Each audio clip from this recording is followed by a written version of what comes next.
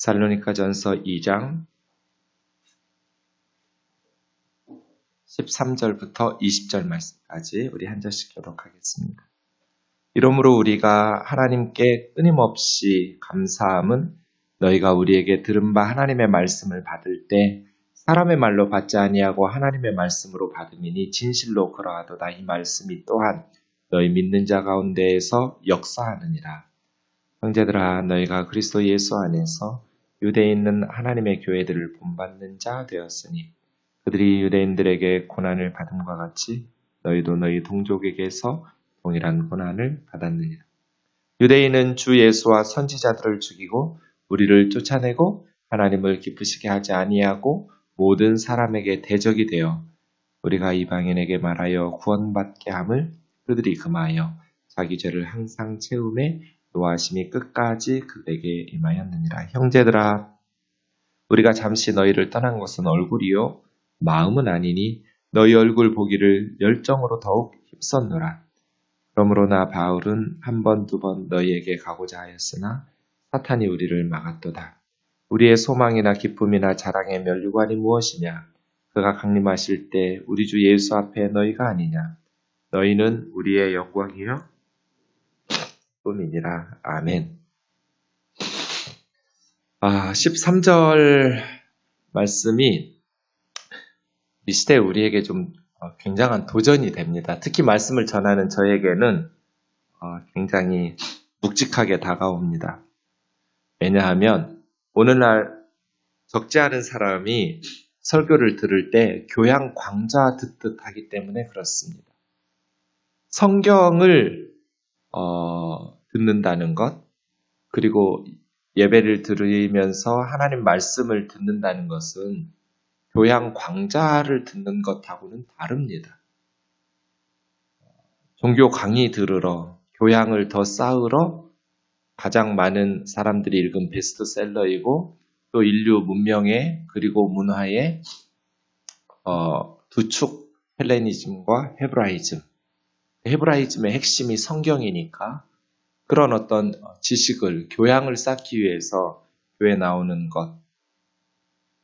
사실은 13절에 보면 데살로니가 성도들이 우리에게 들은 바 우리에게 들은 거거든요. 하나님의 말씀은 직통 계시를 통해서 데살로니가에 임하지 않았어요. 사람들을 통해서, 선교사죠. 말씀 사역자들을 통해서 하나님의 말씀이 도착했거든요. 근데 사람들을 통해서 주어진 그 말씀을 하나님의 말씀으로 받은 거예요. 이것이 바울에게 감사거리예요. 마치 수도꼭지, 전 바울 생각하면 그냥 수도꼭지 같거든요. 이 사람 수도 열면 물 나오잖아요. 바울을 꼭지를 돌리면 감사가 나와요. 13절도 보세요. 우리가 하나님께 쉬지 않고 감사함은 그냥 틀면 나와요. 물이 나오는 수도처럼 바울을 틀면 감사가 나와요. 예. 여기서 왜 쉬지 않고 감사했냐면 데살로니가 사람들이 선교사들의 복음을 들을 때 사람의 말로 듣지 않고 하나님의 말씀으로 들었기 때문이에요. 왜 이것이 중요하냐면 아무리 감동적이어도 사람의 말은 생명을 일으킬 수가 없어요. 하나님의 말씀만 생명의 역사를 일으킬 수 있거든요. 그래서 우리가 하나님의 말씀을 들을 때 이것을 사람의 말로 듣지 않고 하나님께서 나에게 주시는 말씀으로 들을 때 생명의 역사가 일어나거든요.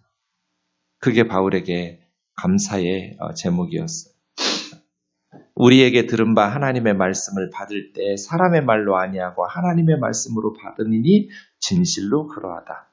바울은 자기가 하나님의 말씀을 전한다는 확신이 있었어요. 진실로 그러하다. 이 말씀이 또한 너희 믿는 자 속에서 역사하느니라. 선교사들이 전해준 말씀이 데살로니가 성도들에게서 생명의 열매를 맺고 삶의 변화를 나타냈어요. 왜? 그들이 하나님의 말씀을 들었기 때문이에요. 너희 너무 심각하게 듣는 거야. 우리가 하나님의 말씀은 아니야. 바울은 그렇게 받아들이라고 하지 않았어요. 진실로 그러하다. 너희가 받는 이 말씀은 사람의 말이 아니라 하나님의 말씀이다. 이죠. 데살로니가 도시가 항구 도시라고 그랬잖아요. 수많은 지식인들, 외국인들이 항구 도시에는 쉽게 들락거리죠. 많은 철학자들, 많은 종교인들이 데살로니가에 와서, 그래서 아마 데살로니가 사람들은 바울의 선교팀 복음을 들고 처음으로 도착한 사람들이거든요. 뭔가 새로운 지식을 전하나 보다. 많은 철학자, 종교인들 중에 하나 이렇게 받지 않았어요. 하나님의 말씀으로 받았어요. 우리 시대에도 얼마나 많은 책들이 쏟아지고 인터넷을 보면 얼마나 많은 지식들이 유통되고 있어요. 그 많은 지식 중에 하나, 그 많은 종교 중에 철학 중에 하나가 아니라 하나님의 말씀으로 듣는가. 오늘날도 데살로니가 항구도시처럼 정보의 홍수 속에 살아가고 있는 이 현대인들이 하나님의 말씀을 듣고 있는가. 물론 14절이 중요하죠. 형제들아 너희가 그리스도 예수 안에서 전해지는 말씀이어야 돼요. 그래서 설교 시간에 전하는 말씀이 다 하나님의 말씀은 아니에요. 그리스도 예수 안에서 전해지는가? 성경을 바르게 해석하고 적용했는가? 이걸 따져봐야 돼요. 예배 시간에 한 말이니까, 설교 시간에 한 목사님의 말이니까 다 하나님의 말씀으로 받으라는 뜻이 아니에요. 성경을 바르게 해서 바르게 적용한 설교만 그게 하나님의 말씀이에요. 성경 해석이 잘못되면 그건 하나님의 말씀이 아니라 그냥 사람의 말, 목사님 말이에요. 성경 해석이 다르다면 그거는 목사가 말하든지 어린아이가 말하든지 하나님 말씀이에요. 그래서 우리에게 필요한 것이 분별력이에요. 성경을 바르게 해석했는지 분별할 수 있는 말씀에 대한 지식, 성경에 대한 바른 해석, 이런 영적인 분별력이 필요해요. 그리스도 예수 안에서 성경을 바르게, 복음을 바르게, 그리스도 예수를 떠나버리면 여러분, 무슬림들이 믿는 알라신 하나님이에요. 유대인들이 믿는 여호와 하나님, 구약의 하나님이에요. 둘 다 구약에 뿌리를 두고 있어요. 우리하고 토씨 하나도 안 틀려요. 그런데 예수 안에서 이해하지 않는 하나님은 진짜 하나님이 아니에요. 구약의 하나님 맞죠? 그런데 그 구약의 하나님은 누구보다 예수 그리스도를 세상에 보내셔서 사람들의 죄를 대신하여 십자가의 하나님의 심판, 형벌을 받게 하심으로써 예수 그리스도를 믿는 자마다 멸망하지 않고 영생을 얻게 하시는 그 예수님을 세상에 보내신 하나님이에요. 그래서 무슬림들의 하나님, 유대인들의 하나님은 하나님이 아니에요.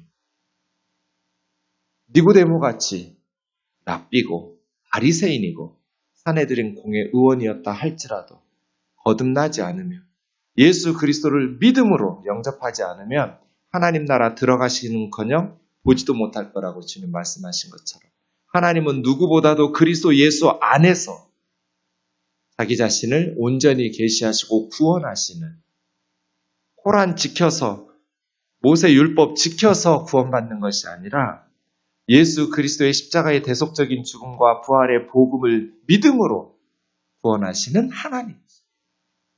그래서 그리스도 예수를 떠나서 복음을 떠나서는 그 하나님은 진짜 하나님이 아니에요. 그리스도 예수를 떠난 설교는 하나님의 말씀이 아니에요. 그리스도 예수 안에서 예수 그리스도 그분의 복음 안에서 성경을 해석하고 그분의 복음의 말씀 안에서 성경을 적용하는 것이 하나님의 말씀이에요.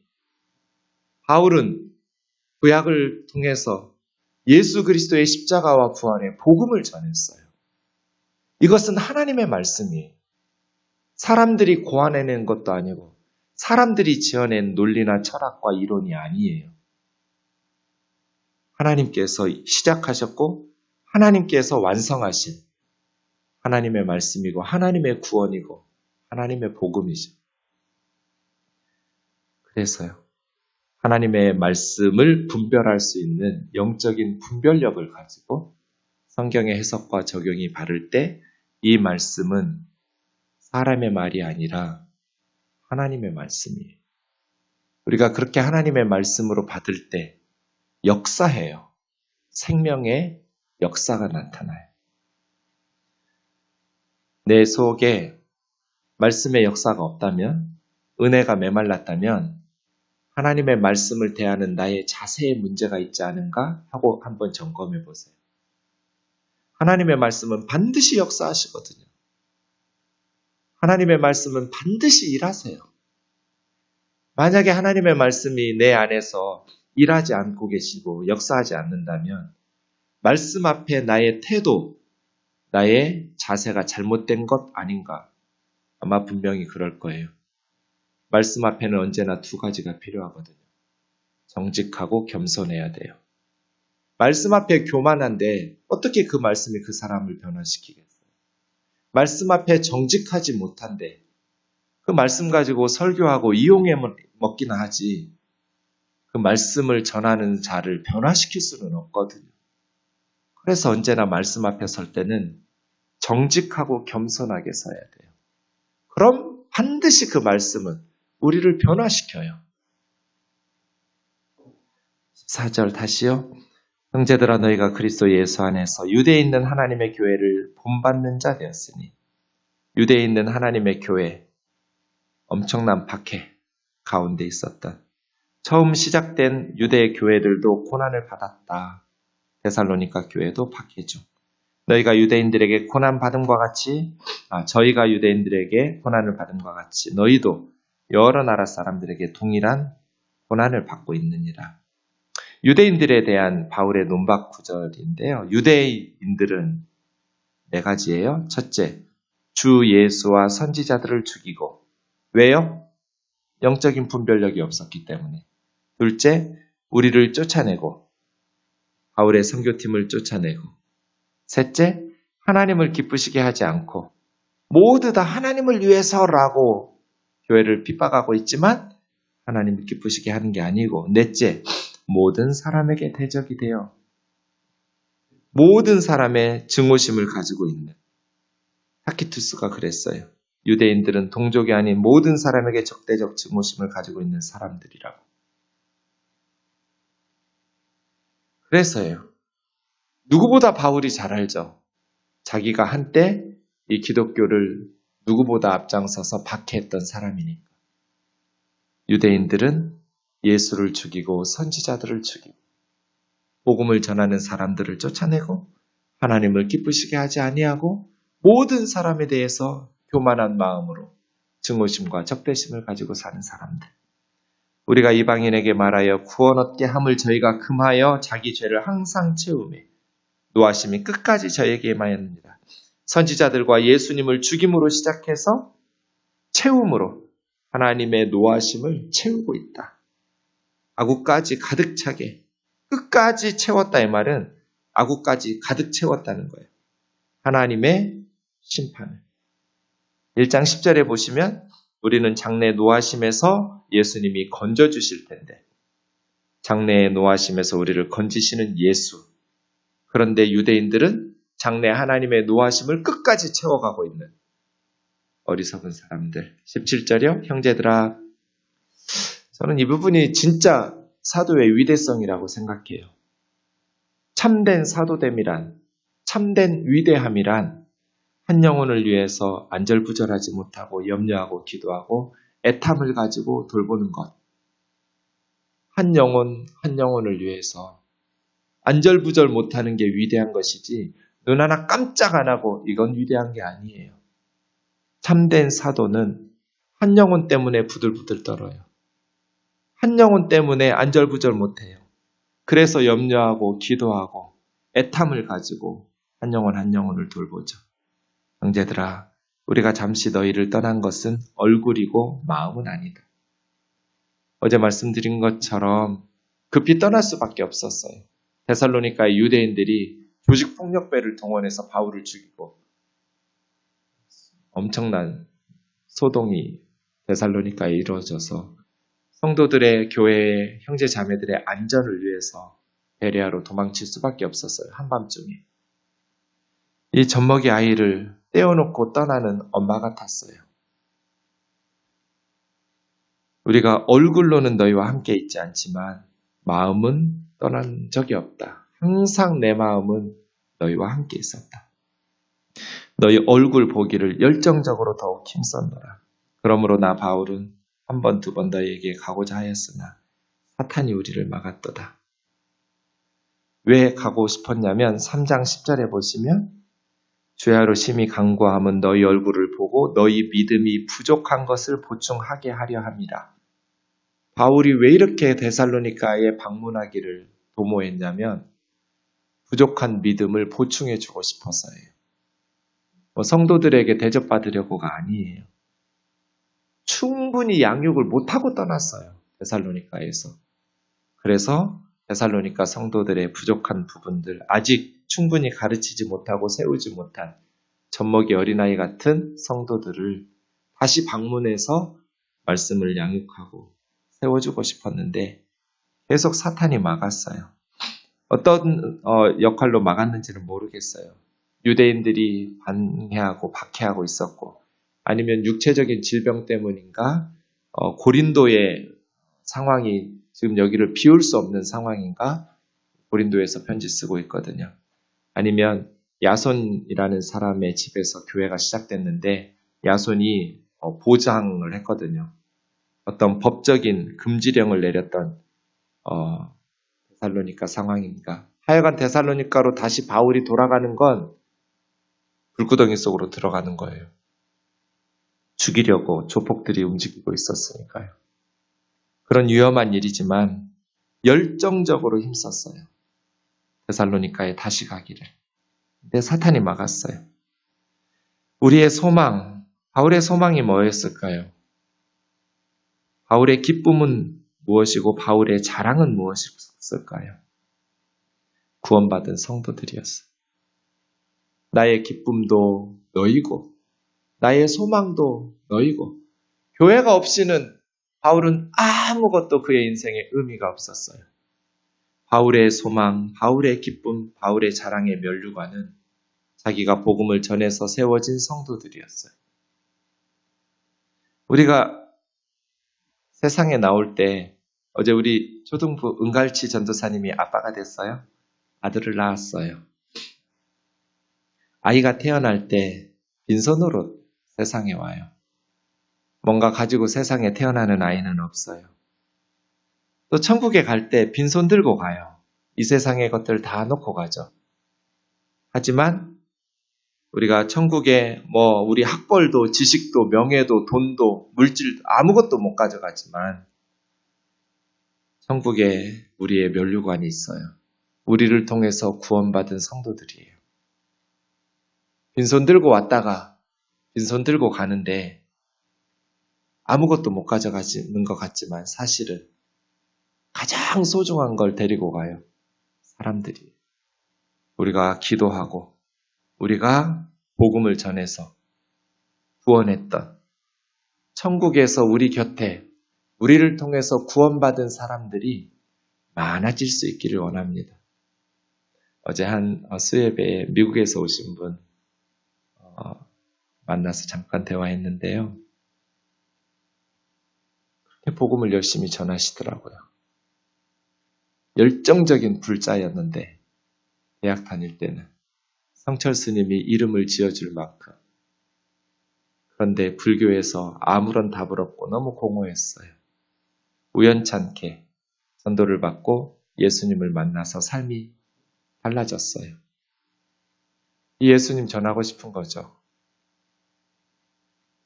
택시 아저씨한테 아저씨 1시간에 얼마쯤 버세요? 얼마쯤 번다고?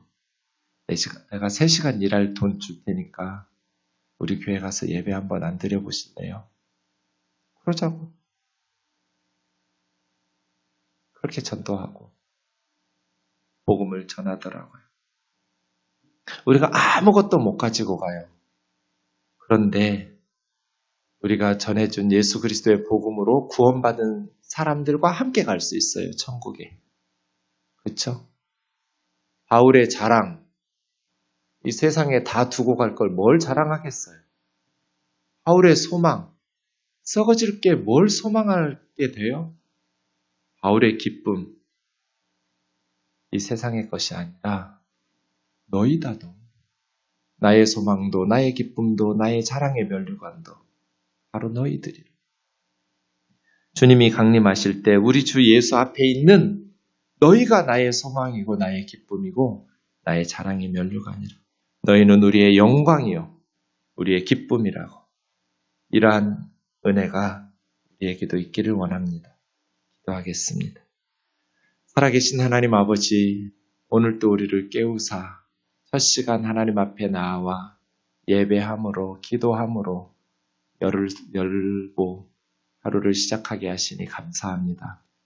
하나님 아버지, 참된 위대함은 세상 사람들이 부러워하는 쉽게 얻지 못하는 세상의 것들을 가지고 누리는 것이 아니라 바울처럼 한 영혼 때문에 안절부절하지 못하고 그 영혼들을 염려하고 기도하고 눈물로 간구하면서 하나님 앞에서 주님 앞에 서 있는 구원받은 성도들이 소망이고 기쁨이고 자랑이라고 말하는 그러한 삶인 줄로 믿습니다. 저희에게도 하나님의 말씀으로 우리에게 역사하셔서 변화시켜 주심으로 바울처럼 위대한 그리스도인으로 살아갈 수 있도록 인도하여 주옵소서. 예수님의 거룩하신 이름으로 기도하옵나이다.